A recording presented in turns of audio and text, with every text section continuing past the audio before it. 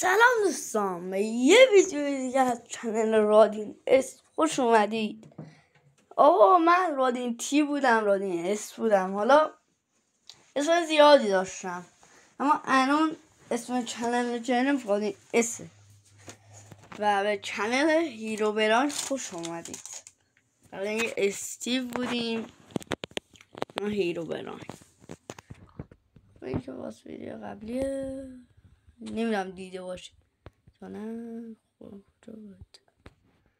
خواهیم تست اون خونه رو وبسایتم بگیره. خونه 2-3 ویدیو قبلیه رو دیده باشید. خونه ضد چیز ساختیم، ضد ترکیدن. اینم که خونه خودمه دارم میسازم. اینه خونه ما، اینم توش، اینم توش.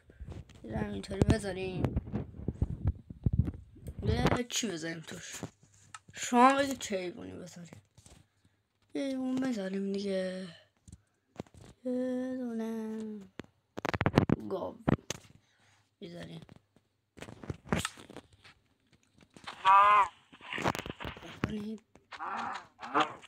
اینجا رو باید ببندیم دوستان، فرار نکن. فرار کنن کارمون تمومه. کفش باید کابل استفاده میکنیم. همینقدر کافی. کلا آبسیدین میذاریم. کلا آبسیدین بدراج، هر چقدر دلتون میخواد TNT بذارید. برای یکی 2 ساعت برمیگرد. نه یکی 2 ساعت نه. فقط ببینیم ما انقدر میذاریم. بریم بترو کنیمش ببینیم چی میشه. آیا میمیرن یا زنده میمونن. واقعا جالبه، زنده بمونن خیلی باحال میشه.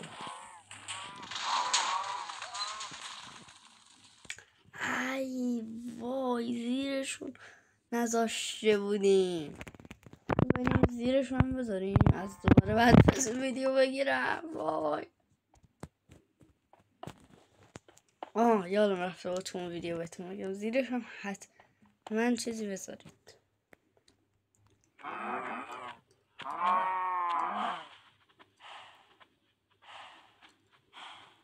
اینوار بیشتر گاو اسفام میکنیم و اینوار یه عالمه.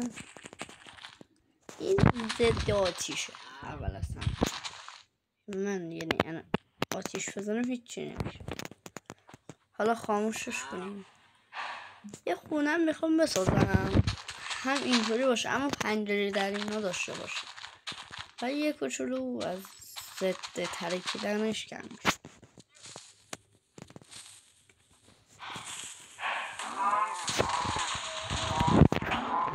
الان دیگه 100%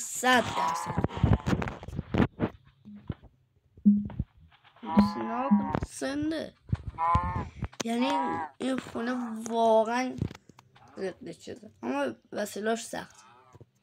این خونه خیلی خوبه دیگه. اندرمن نمیاد، هر چی بگی نمیاد. چیزی هم بیاد توی میسوزه. و تازه اینجا کیا یادشون ترکوندم، ویدیوشون نذاشتن دیگه.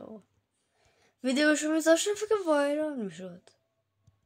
باش تا ویدیو بعدی بدرود.